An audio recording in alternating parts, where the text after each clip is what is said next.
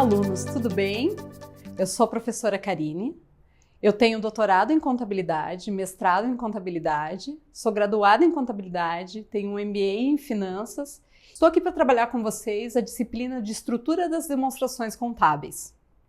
Nessa disciplina, nós vamos conhecer o conceito de contabilidade, a responsabilidade da contabilidade, as definições, o que compõe o patrimônio de uma entidade, o balanço patrimonial, a demonstração do resultado e todas as outras demonstrações que estão no conjunto completo na NBCTG 26. Então, vamos iniciar esse nosso passeio pela contabilidade.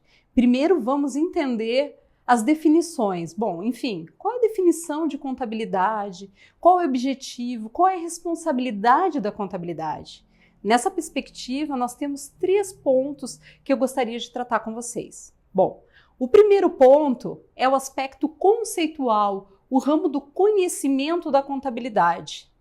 A segunda perspectiva é o aspecto processual, o conjunto de funções. A terceira perspectiva é o aspecto organizacional, o sistema de informações da contabilidade ligado à unidade organizacional. Bom, o que tem em comum esses pontos, né? A gente vai ver que os conceitos de contabilidade são distintos, mas em todos os conceitos, as abordagens, os pontos em comum são: a contabilidade é uma ciência, a contabilidade é o estudo do patrimônio e a contabilidade é um conjunto de funções. Em termos de definição, nós vamos falar das 3 perspectivas. Primeira perspectiva, do ramo do conhecimento. A contabilidade, então, ela pode ser vista como ramo do conhecimento, geralmente referenciada como ciências contábeis, que compreende o conjunto de conceitos, premissas necessárias no processo da geração de informação útil. Também vamos ver a perspectiva do conjunto de funções. Bom, a contabilidade numa visão funcional, num conjunto sistêmico de procedimento que registra, que mensura, que acumula, que resume, que demonstra, que interpreta, que evidencia as informações para os usuários. Também a perspectiva no sistema de informação ligado à unidade da organização, né? A contabilidade no ponto de vista sistêmico da organização, né? Que pode ser entendida como um sistema ou uma unidade, que pode ser interna ou externa, né? Responsável pelo processo de identificação, né? Do registro, de mensuração dessas informações contábeis. Então, a gente tem que entender, bom, qual é a responsabilidade, afinal, da contabilidade, né? Bom, o que a gente entende como responsabilidade, né? É aquele conjunto de atividades, de ações, de tarefas que isso vai desempenhar, tá? Então, quando a gente olha o ramo do conhecimento, qual é essa responsabilidade da contabilidade, né? É criar um ambiente propício, né, de discussão teórica sobre a contabilidade, é de desenvolver condições, né, para que os resultados dessa discussão teórica, né, de contabilidade sejam utilizados de forma prática, é oferecer um suporte de compreensão da interpretação e avaliação dessas práticas existentes que envolvem a contabilidade, é orientar o desenvolvimento das novas práticas e procedimentos que envolvem a contabilidade, é discutir modelos educacionais para essa contabilidade, do desenvolvimento dos seus profissionais. Então, tudo isso vai abordar o ramo do conhecimento. A responsabilidade na perspectiva, então, de conjunto de funções, está ligado em identificar, captar os fenômenos, então, que afetam o patrimônio dessa entidade. Registrar, mensurar, acumular os dados relativos a esses fenômenos, então, que afetam o patrimônio dessa entidade. Conhecer a necessidade de informação desses usuários, produzir informações sobre esse patrimônio da entidade que possam servir para o processo de tomada de decisão desses usuários. Servir como instrumento de controle em diversas atividades na organização e apresentar o resultado da atuação dessa administração da entidade. Na perspectiva, então, de informação ligada à unidade da organização, a responsabilidade da contabilidade é gerir, então, a contabilidade dessa entidade. Administrar o processo, então, de geração da informação atender às demandas de informações econômicas e financeiras de diversas unidades ou órgãos, né, que se relacionam com a contabilidade, sejam eles internos ou externos. Entendemos o que é contabilidade, qual é o objetivo e qual é a responsabilidade. Agora a gente tem que observar o que é o produto desta contabilidade. Então, o produto desta contabilidade são as demonstrações contábeis, né? Então, esse processo contábil de reconhecimento, de mensuração, de evidenciação, ele vai se concretizar na divulgação dessas demonstrações contábeis, que também são chamadas lá de demonstrações financeiras, né? O conjunto dessas demonstrações, ele vai auxiliar no atingimento do objetivo, então, dessas entidades, bem como a avaliação sobre as entidades e também se elas conseguiram alcançar os seus objetivos. A estrutura conceitual, ela traz os objetivos das demonstrações contábeis. Então, ela traz o que minimamente essas demonstrações contábeis precisam apresentar. Então, a estrutura conceitual vai trazer que as demonstrações contábeis minimamente precisam apresentar a posição patrimonial e financeira atual, evidenciando a natureza do montante dos recursos econômicos da entidade, bem como os seus passivos, né? E os seus credores. Também o desempenho, ou seja, né, o resultado econômico de determinado período, bem como o retorno que essa entidade também produziu sobre os investimentos nelas feito pelos investidores. As mudanças dos fluxos financeiros, as mudanças dos fluxos de caixa também precisam ser evidenciados, isso em determinado período, além do fluxo de caixa futuro resultante diretamente dos recursos econômicos existentes, como contas a receber, por exemplo, evidenciando como a entidade constituiu ou como ela depende desse caixa. A performance financeira, a natureza dos montantes disponíveis nas operações, a natureza dos efeitos das transações e dos eventos, as mutações ocorridas em diversas contas do patrimônio, no ativo, no passivo, ou seja, nos recursos econômicos e nos credores, o resultado da atuação dessa administração e a capacidade dessa administração de prestar contas desses recursos que lhe foram confiados.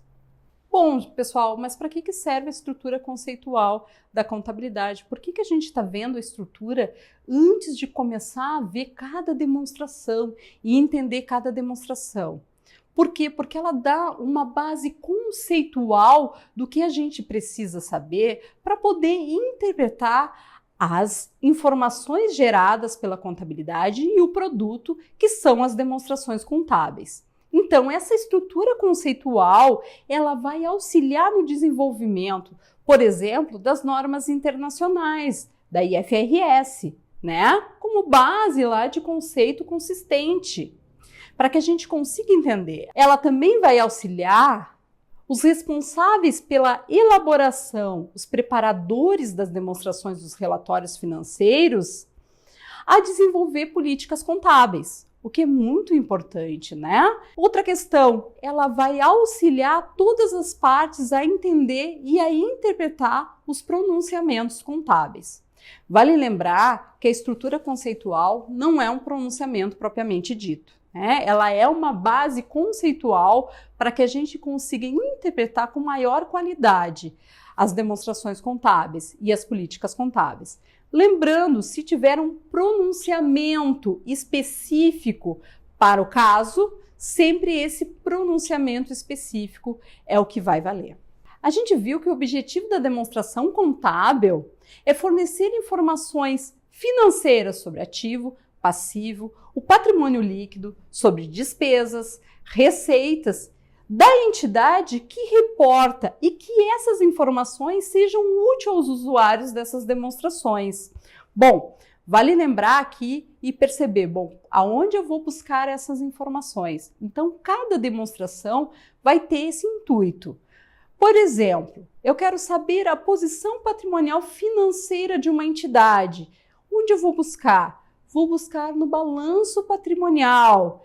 Quero entender o desempenho dessa entidade. Vou buscar na demonstração do resultado. Quero entender como foi as mutações financeiras, da posição financeira dessa entidade. Vou olhar os fluxos de caixa. Observamos que cada demonstração contábil traz uma informação útil para esse usuário, mas também é importante entender quem é esse usuário. Quando a gente fala do conjunto completo das demonstrações contábeis, tem que estar claro que essas demonstrações elas são feitas para usuários gerais e não específicos.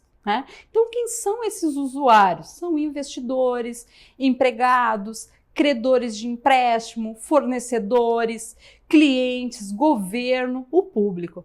Por exemplo, o governo, ele solicita algumas informações específicas, mas as demonstrações não irão mudar porque o governo solicitou alguma informação específica. Isso vai ser gerado uma informação adicional para esses órgãos. Bom, e a gente precisa entender a necessidade de informação gerada para cada usuário. Se é um investidor, qual a necessidade de informação que o investidor vai ter, Ele precisa decidir, bom, compro, mantenho esse investimento, vendo esse investimento, Então, quando eu sou investidor, eu tenho uma necessidade de entender se vou comprar, se vou vender esse determinado investimento. Bom, se eu sou lá um investidor ou demais usuários, eu também posso querer avaliar essa administração. Bom, será que essa administração está gerindo bem esses recursos? Eu consigo ver essas informações através da análise das demonstrações contábeis? Os empregados. Bom, os empregados eles vão avaliar se essa entidade tem capacidade de pagá-los, Tem capacidade de gerar caixa, Tem capacidade de continuidade. São informações importantes, assim como os credores. O que os credores vão querer saber? Eles vão avaliar essa capacidade da entidade realizar os pagamentos futuros ou presentes, certo? Então, é importante também a gente entender a necessidade desses usuários. Quando a gente elabora essas demonstrações contábeis e para que elas fiquem com uma qualidade, porque é importante gerar informação útil para os usuários. Porque a informação ela só vai ser relevante se a informação for útil. Quando a gente faz a construção das demonstrações contábeis, é importante entender que ela precisa ter características necessárias. A estrutura conceitual, ela traz as características qualitativas das demonstrações contábeis. As características qualitativas, elas são importantes para que essa informação seja mais útil para esses investidores, credores de empréstimos, outros credores e outros investidores em potenciais para a tomada de decisão acerca desta entidade. Bom, nós vamos encontrar características fundamentais e características de melhoria. As características fundamentais para que essa informação seja útil, elas precisam estar presentes nessa demonstração. As características fundamentais, então, serão a relevância e a representação fidedigna. Então, para esta informação ser útil, essa informação tem que ser relevante. Essa informação tem que ser fidedigna. E também nós temos as características de melhoria, que vão deixar essas informações mais qualificadas, que é comparabilidade, capacidade de verificação, tempestividade e compreensibilidade. Vamos entender um pouquinho o que é cada informação dessas. Na característica fundamental de relevância, a informação ela é capaz de fazer a diferença na decisão desses usuários. A informação contábil é capaz de fazer a diferença quando ela tem um valor preditivo e quando ela tem um valor confirmatório ou quando ela apresenta ambos.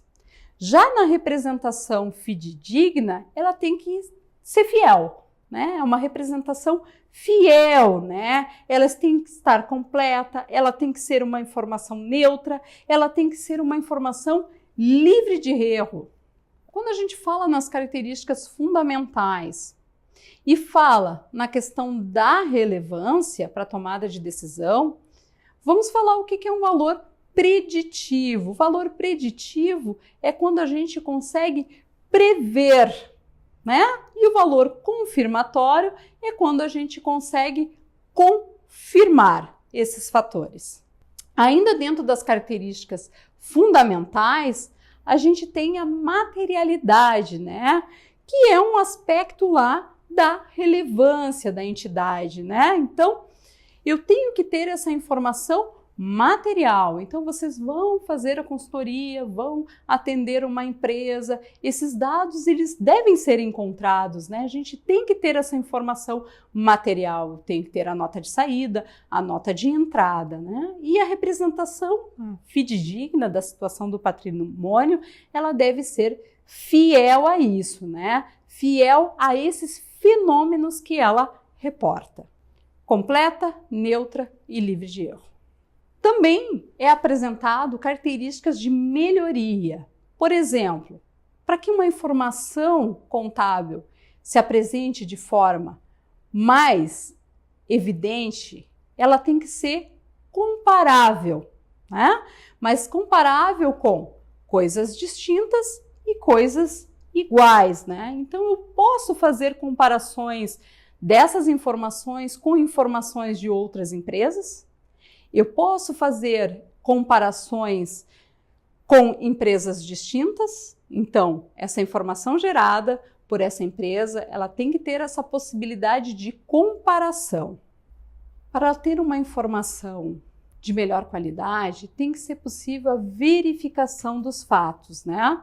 Que pode ser uma verificação direta, consigo ver e observar por meio aquela nota aconteceu, né? Ou então indireta, consigo lá checar dados de entradas ou saída através de modelos.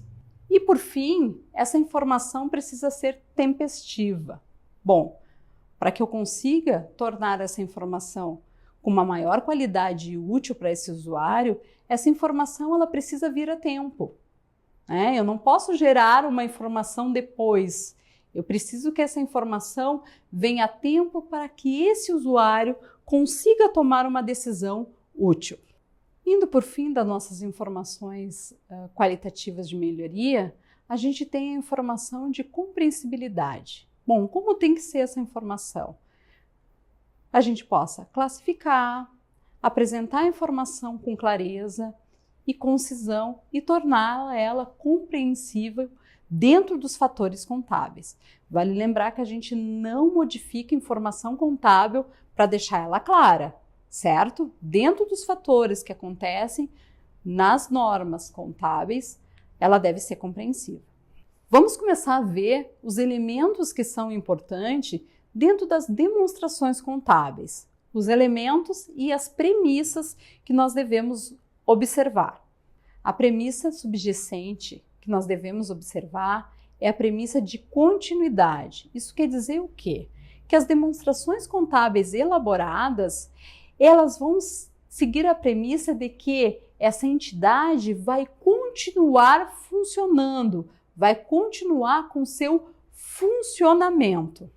Nós vamos começar a ver os elementos das demonstrações contábeis, os elementos patrimoniais, ativo, passivo e patrimônio líquido, elementos diretamente relacionados à posição patrimonial e financeira, que nós vamos ver no balanço patrimonial, e os elementos de desempenho, receita e despesa, elementos diretamente relacionados na mensuração do desempenho lá da demonstração do resultado.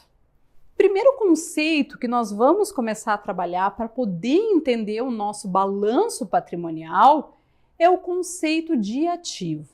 Bom, o que é um ativo então? O ativo ele é um recurso.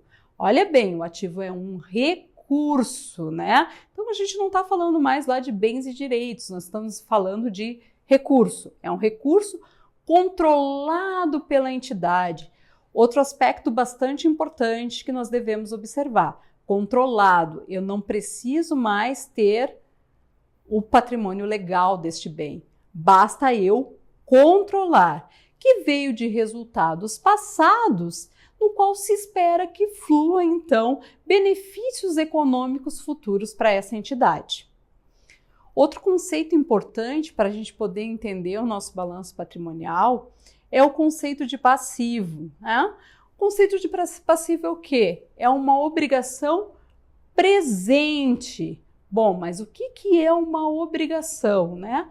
Uma obrigação é quando, de fato, eu vou ter que tirar algo, vou ter que tirar o fluxo de caixa para poder quitar. Eu já tenho esta obrigação, certo? Da entidade, que também foi derivada de fatos passados, e a liquidação ela vai sair lá do ativo para ser quitada. E por fim, dentro do nosso balanço patrimonial, nós temos o nosso patrimônio líquido, né? Que vai ser aquele interesse residual lá da entidade, depois de deduzido todos os passivos. Dentro dos elementos das demonstrações contábeis, vamos focar um pouquinho no ativo, que é bastante importante quando a gente vai olhar para esta empresa, né? Uma coisa importante é essa figura de controle, tá? Então, não precisamos mais ter o quê? Ter uma propriedade formal. Por exemplo, você faz um contrato de arrendamento mercantil, certo? Com um banco de máquinas para a sua empresa. Será que eu reconheço isso no ativo? Posso reconhecer? Posso não reconhecer? Como que eu vou pensar isso? Bom, você tem o controle, você tem o benefício deste bem.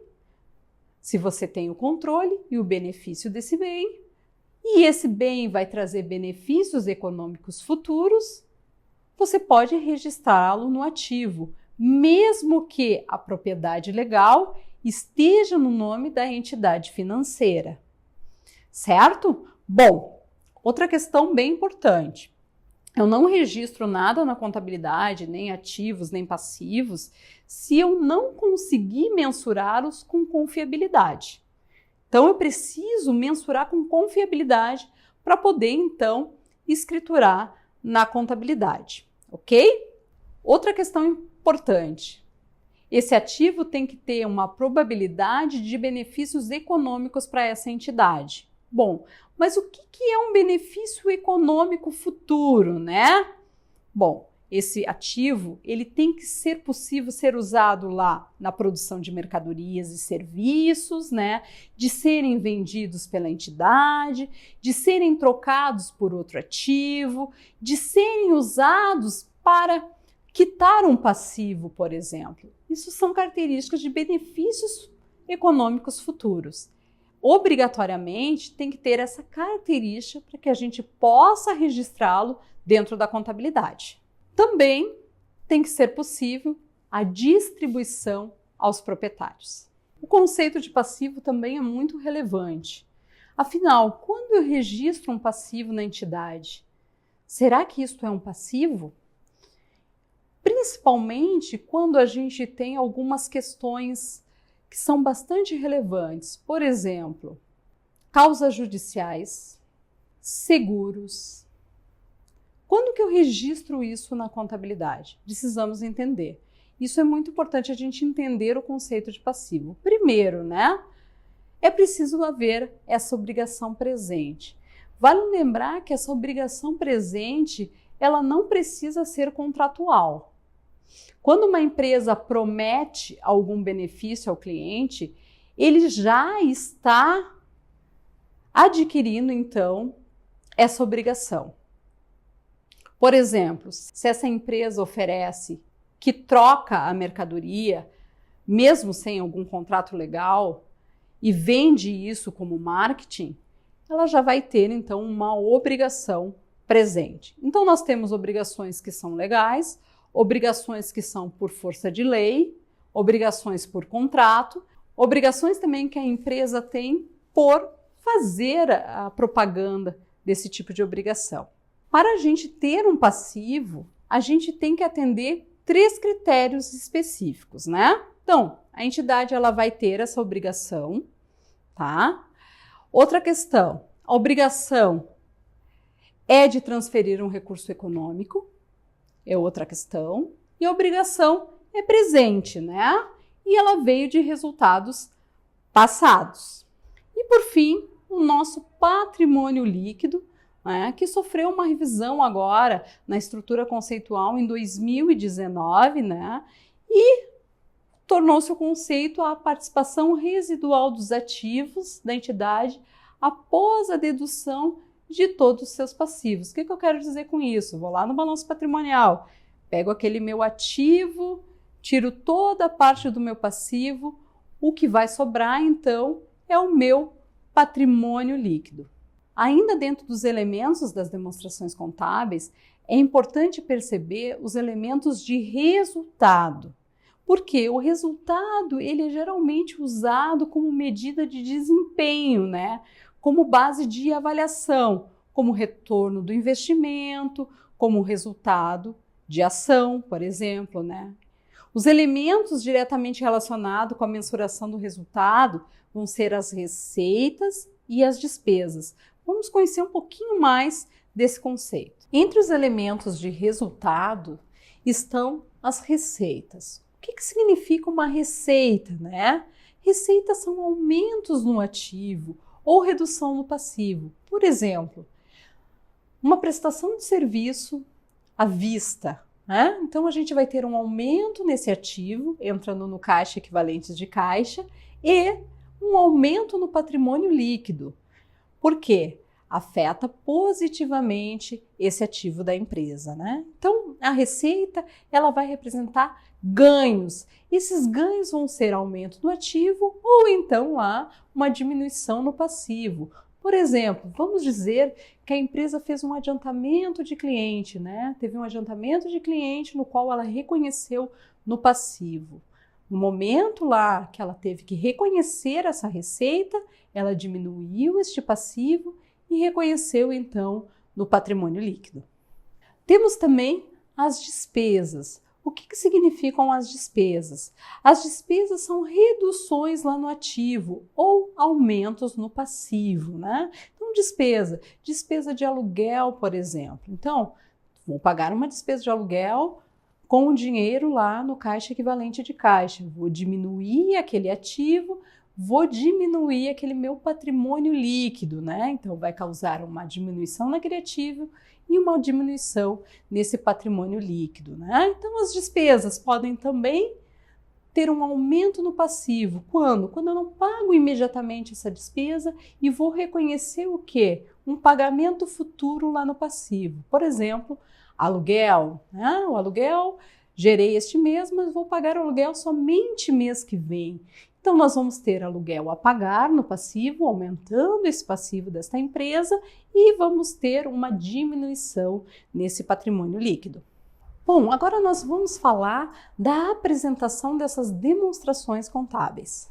Primeira questão. Bom, nós temos que ver quais são as normas e as leis que vão nos exigir essas apresentações ou realizações dessas demonstrações contábeis. Quando eu tenho uma empresa de capital aberto, eu vou olhar a Lei 6.404 e suas alterações na 11.638 e vou seguir a NBCTG 26, onde vai dar o conjunto completo dessas demonstrações.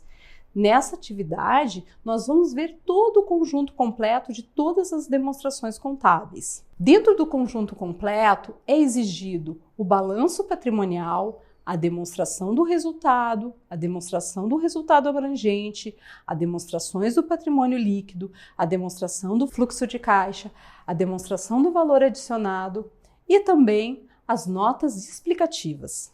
Uma das características fundamentais que nós temos que prestar atenção quando vamos elaborar as demonstrações contábeis é o regime de competência.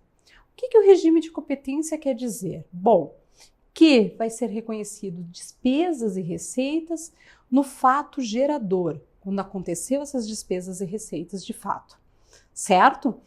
apenas a demonstração do fluxo de caixa que nós vamos usar, então, o regime de caixa.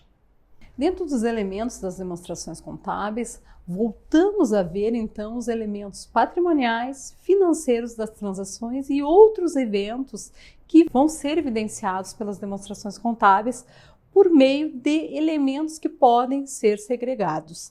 Ativo, passivo, patrimônio líquido, lembrando que vai fazer essa mensuração da posição patrimonial da entidade, que é o balanço patrimonial.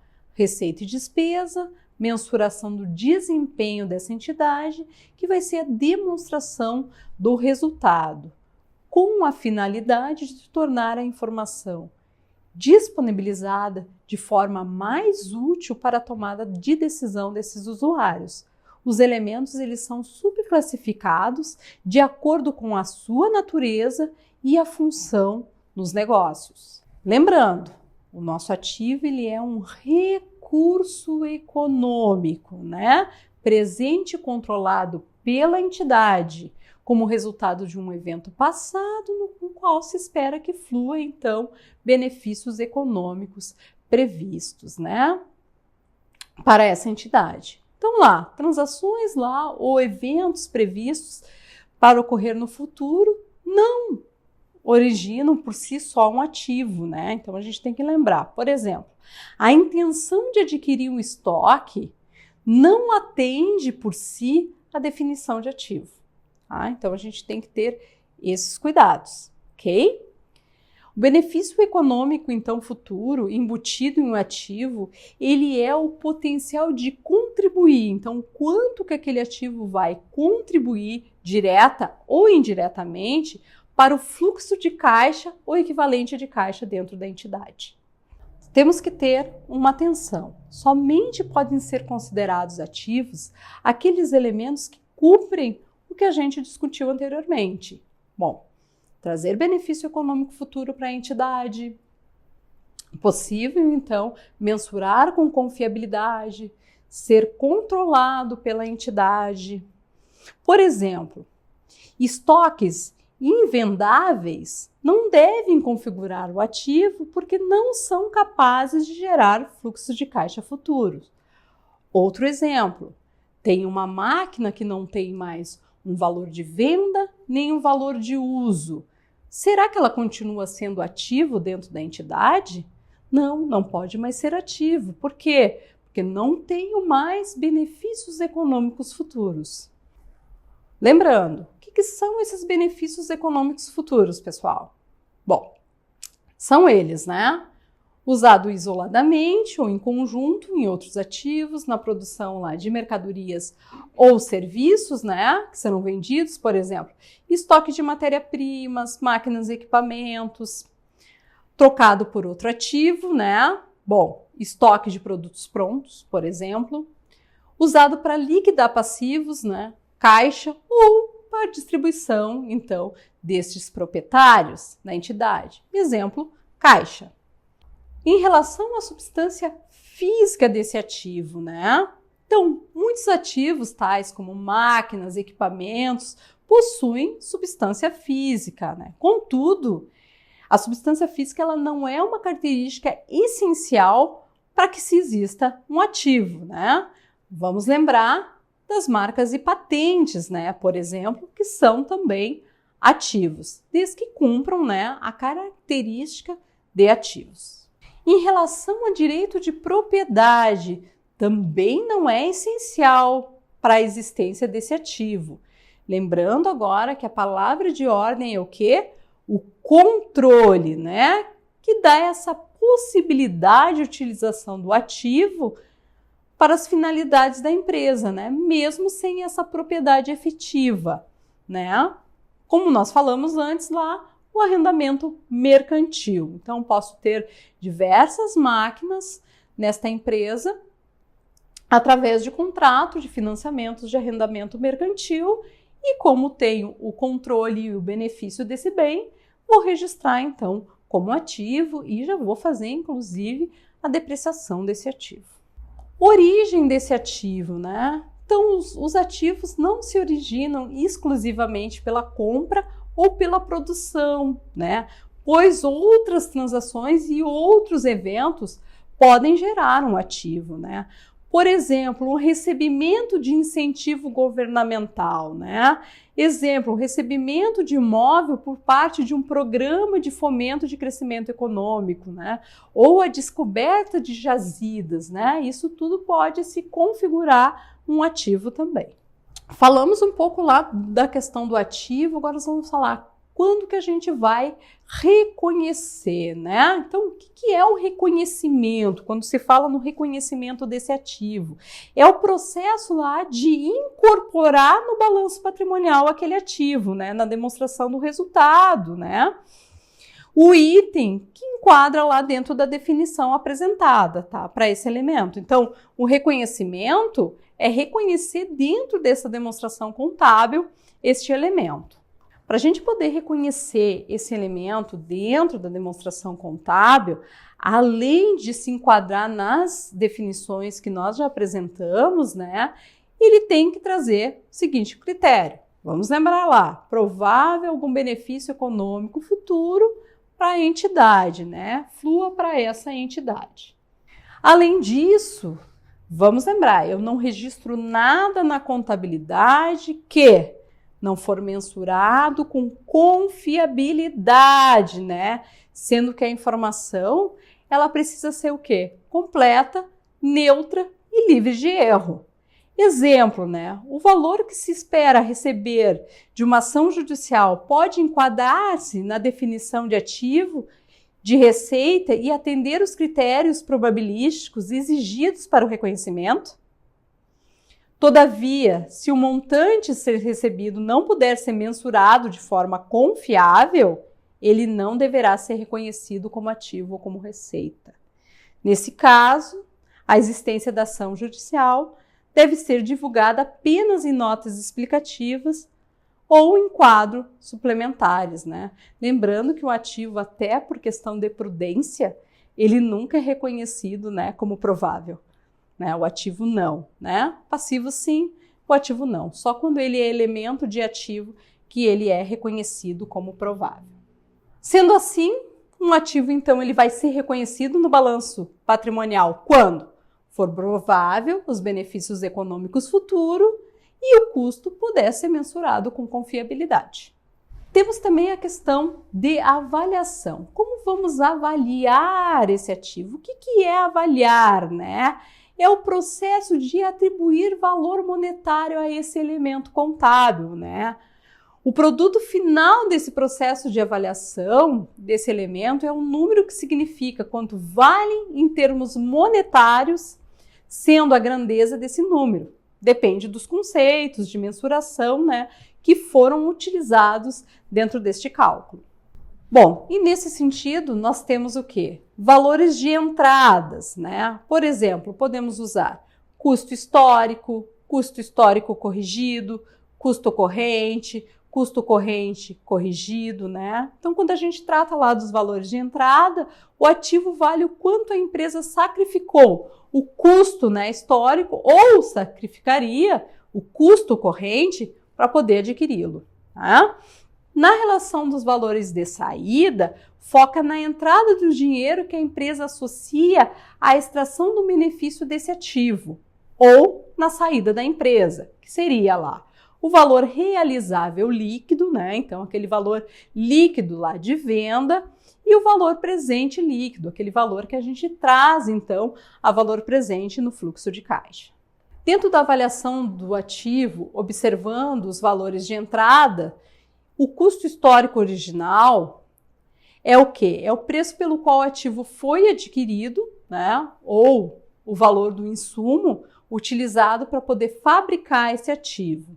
Bom, quais são as vantagens disso? Ele é mais objetivo, né? Quais são as desvantagens disso, né? Com o passar do tempo, esse ativo ele pode perder essa substância econômica, independente, né, de possíveis variações no poder de aquisição dessa moeda, né? Então, sua avaliação ele pode ficar defasada, né, se não for corrigida pelas variações, né, desta moeda. Em relação ainda à avaliação do ativo, nós temos o custo histórico corrigido, né? O valor original corrigido por algum índice que reflete a variação do poder aquisitivo médio geral. Exemplo, índice geral de preços, índice nacional dos preços. Quais são as vantagens? Ele é mais objetivo, baixa o custo envolvido nesse processo de correção e dá uma relevância a essa informação gerada, né? Recomenda-se o uso em países que enfrentam altas taxas de inflação. O custo corrente, né? O que é? É um montante que teria sido pago a esses mesmos ativos se eles fossem adquiridos na data do balanço. Qual é a principal limitação? Nem sempre existe um mercado ativo e confiável para os bens que estão sendo avaliados, né? Então, o custo corrente corrigido é o custo corrente lá, corrigido por determinado índice também. Valor realizável líquido, né? Então aqui nós temos, por exemplo, os estoques, né, que usam esse critério. O ativo é avaliado pelo valor líquido que a empresa obteria se tivesse, né, que se desfazer desse ativo em uma situação normal. Ou seja, né, na continuidade do negócio. Então aqui nós temos bem presente o exemplo lá dos estoques que nós precisamos fazer isso, né? Entre o custo de aquisição e o valor realizável líquido, dos dois, o menor. Valor presente líquido, né? Consiste em trazer lá as rendas líquidas esperadas ao valor presente por uma determinada taxa que vai refletir o custo de dinheiro e o risco, né, de não ocorrência dessas rendas. O montante apurado representa o potencial em cada momento do tempo dos benefícios projetados para o futuro. De forma corriqueira, os ativos eles são avaliados pelo custo histórico, né? Sendo que ele normalmente é combinado com outras bases de mensuração. Por exemplo, reconheço os estoques pelo custo, né? E depois faço a mensuração ao valor realizável líquido. Voltando ao conceito dos passivos, né? Lembrando lá o que a gente falou anteriormente, o passivo é uma obrigação presente daquela entidade, veio derivado de eventos passados, a liquidação então dele se espera que resulte uma saída lá de recursos da entidade capaz de gerar benefícios econômicos futuros. Uma característica essencial para a gente reconhecer esse passivo é que a empresa tenha essa obrigação presente, né? E ela tenha essa responsabilidade de agir e cumprir essa tarefa de uma certa forma. Falamos também anteriormente que o passivo, ele pode ter uma exigência legal, né? Através de contratos, né? De requisito estatutário ou por força de lei. Por exemplo, lá, valores a pagar correspondente a bens e serviços recebidos lá de uma obrigação legalmente elegíveis, né? Ou então, os próprios impostos, né? Que nós devemos pagar por força de lei, determinação de lei, né? Também não precisa ser através de contrato. Essas obrigações elas podem surgir em decorrência de práticas usuais desses negócios, né? De uso de costumes, né? E do desejo dessa entidade de manter uma boa relação comercial com seus clientes, né? Então, por exemplo, a entidade ela pode optar por retificar defeitos no produto, mesmo quando os defeitos lá não se tornaram conhecidos, né? Depois que expirou, por exemplo, o período de garantia. A importância que se espera gastar com os produtos já vendidos costuma-se ser lá os passivos, né? Então, assim, ou então ela prometeu algum fato, garanto o preço mais baixo, garanto a troca, né, em casos de falha, tudo isso vai ser uma prática usual desse negócio que pode gerar, então, uma provisão no passivo. Essas provisões elas podem ser liquidadas de diversas formas, através de pagamento de dinheiro, transferência de outro ativo, execução de serviços, substituição daquele exigível por outro exigível, conversão desse exigível em capital e em outros itens do patrimônio líquido. Dentro dos tipos de passivo, também encontramos os passivos onerosos e os passivos não onerosos, né? Então, o que seria um passivo oneroso, né? É aquele que está custando mensalmente à empresa juros e encargos bancários decorrentes de empréstimos e financiamentos. Por exemplo, né, se a gente olhar um fornecedor, ele não vai ser um passivo oneroso. Mas se a gente atrasar esse fornecedor e tiver a necessidade de pagar juros bancários, ele vai ter que ser classificado como um passivo oneroso. E também nós temos o não oneroso, né, que são obrigações que não exigem pagamentos de encargos financeiros, né, que são denominados lá passivos não onerosos. É o caso dos salários, fornecedores, contas a pagar em dia. Temos também exigíveis fixos, né, que são caracterizados lá por não variarem em função das suas vendas, né, da empresa, por exemplo, aluguéis. E também variáveis, né, guarda certa relação com este volume de vendas, por exemplo, os impostos sobre vendas, ICMS, a recolher, fornecedores, entre outros. Vamos falar um pouquinho então desse reconhecimento do passivo lá na nossa demonstração contábil, né? Então, primeiro, como eu vou reconhecer esse passivo? Eu tenho que atender a 3 características gerais. Primeiro, deve se enquadrar na definição de passivo, deve ser provável saída de recursos detentores de benefícios econômicos futuros e o valor possa ser mensurado com confiabilidade. Nesse item, lembrando que não classificamos nada na contabilidade que não possa ser mensurado com confiabilidade. Na questão do registro do passivo, apenas com essas 3 formas cumpridas, nós poderemos, então, registrar esse passivo na contabilidade. Bom, ainda nós temos que voltar um olhar para a questão do passivo e passivo contingentes, né? Quando que a gente registra isso na contabilidade e quando que a gente não registra e o que é isso, certo? Então, quando eu tenho lá critérios de reconhecimento que não foram atendidos pelo passivo, ele vai se tratar de uma contingência passiva. Tá? No quadro, vocês podem observar que na NBCTG 25, ele nos mostra quando que nós vamos classificar isso como passivo ou como nós vamos reconhecer isso apenas em nota explicativa ou quando nós não vamos reconhecer esses passivos de fato. Bom, primeiro eu tenho que observar a probabilidade de ocorrência, né? Qual é o risco provável?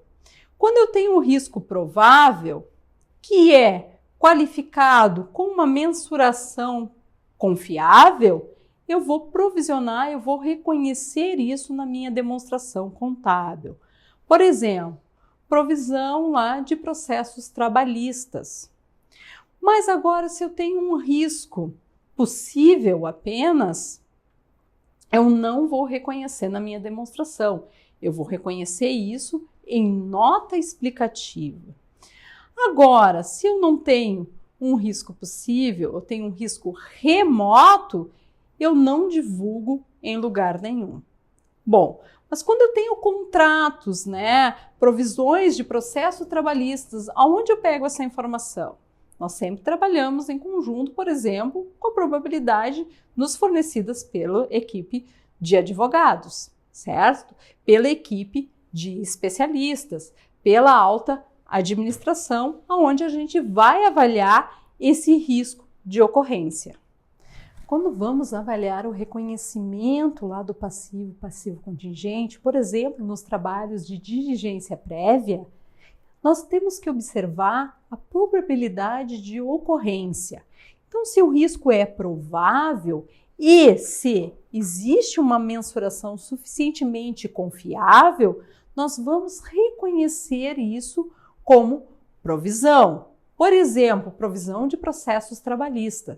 Vale lembrar que para poder realizar esta provisão, nós vamos trabalhar em parceria com o pessoal do jurídico. Se fosse uma provisão, por exemplo, ambiental, com os engenheiros ambientais, ok? Bom, ainda voltando à probabilidade de ocorrência, podemos encontrar um risco possível. O risco possível ele é menor que o provável. Quando nós encontrarmos um risco possível e tiver uma mensuração confiável, nós vamos colocar isso em notas explicativas, nós não vamos reconhecer no nosso balanço patrimonial.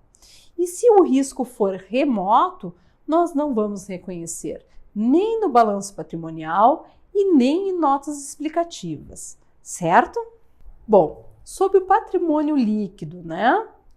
O seu valor ele vai depender da avaliação que ocorreu na mensuração do ativo e do passivo. Afinal, ele é o valor residual desses dois itens.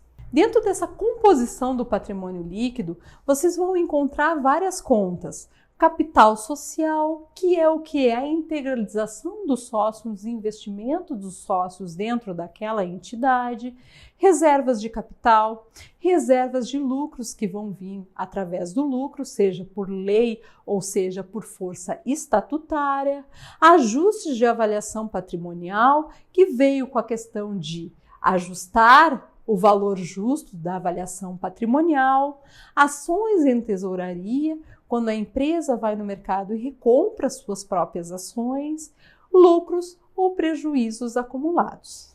Agora a gente vai observar alguns aspectos básicos dos lançamentos de contabilidade. Por exemplo, as variações permutativas ou qualitativas. O que significa isso dentro da movimentação contábil? Bom, quando você tem um lançamento na contabilidade que não modifica o patrimônio líquido, ele é considerado como uma movimentação permutativa ou qualitativa. Por exemplo, comprei estoques através de fornecedor, certo? Tenho mais estoques de mercadorias e tenho mais dívidas com fornecedor no passivo. Vejam só, eu só fiz uma permuta entre o meu patrimônio. Outro exemplo, empréstimos a pagar e caixa. Foi pago então um empréstimo através do caixa. Diminuímos o valor do caixa, diminuímos o valor do passivo. Também ocorreu uma permuta entre o patrimônio. Não houve uma modificação no patrimônio líquido. Já as variações modificativas vão ser variações que vão incluir despesas e receitas, pois vão modificar o patrimônio líquido. Por exemplo, aluguel. O aluguel vai diminuir, então, o patrimônio líquido e este pagamento vai diminuir o ativo. Mas como funcionam esses lançamentos? É importante a gente entender o funcionamento das contas na contabilidade. Por exemplo, o que acontece quando eu tenho uma variação qualitativa ou permutativa? Entre as contas do ativo e passivo, elas vão aumentar dos dois lados no balanço patrimonial. Ou então, elas vão diminuir dos dois lados no balanço patrimonial. Ou então, nós vamos ter uma modificação da qualidade desse ativo. Comprei estoques com dinheiro no caixa. Vejam só, tirei o dinheiro do caixa e coloquei no estoque. Esse ativo ele ficou menos líquido, então só mudei a qualidade deste ativo, né? Ou então eu posso ainda ter um aumento e uma diminuição nesse passivo. Então, também modificando a qualidade deste bem. Já nas variações modificativas, a gente vai observar que sempre ela vai modificar o nosso capital próprio, o nosso patrimônio líquido. Então, quando eu tenho uma receita, eu vou ter um aumento lá no meu ativo e um aumento no nosso capital próprio. Quando eu tiver uma despesa, eu posso ter uma diminuição no meu ativo e uma diminuição no meu capital próprio, por exemplo. Vale lembrar algumas características dessas contas. As contas do ativo, elas têm natureza devedoras.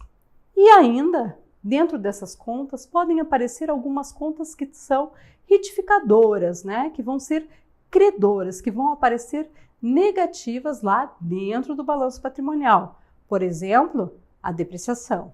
Dentro do passivo, nós vamos observar que essas contas têm natureza credora, né? Mas também podem aparecer contas retificadoras, né? Que terão uma natureza devedora, estarão diminuindo este valor do passivo. Um ponto importante é que em todo lançamento nós teremos que ter um débito e um crédito, por conta do método das partidas dobradas, né? Então, quando eu olhar isso lá dentro dos meus razonetes ou dentro da movimentação do meu balanço, porque o meu balanço patrimonial nada mais é do que uma série de balanços, eu vou observar os meus débitos do lado esquerdo e os meus créditos do lado direito. E sempre vou ter movimentações, débito e crédito do mesmo valor. No ativo, então, quando a gente debitar do lado esquerdo, nós vamos estar aumentando o valor daquela conta. Então, vamos ter um valor maior naquela conta. Por exemplo, o caixa ele vai aumentar pelo débito. Quando a gente tiver um crédito na conta do ativo, do lado direito, nós vamos diminuir o valor daquela conta. Então, toda vez que nós creditarmos o caixa equivalente de caixa, nós vamos estar diminuindo o saldo daquela conta. Para as contas do passivo, toda vez que nós debitarmos a conta do passivo, do lado esquerdo, vai representar uma diminuição naquela conta. Quando nós pagamos, por exemplo, o fornecedor, nós vamos debitar o fornecedor para diminuir a nossa obrigação com o fornecedor. E o lado direito vai representar o crédito, o aumento daquela conta, então, no passivo. Comprei a prazo mercadorias, vou aumentar a minha obrigação dentro do passivo através do crédito.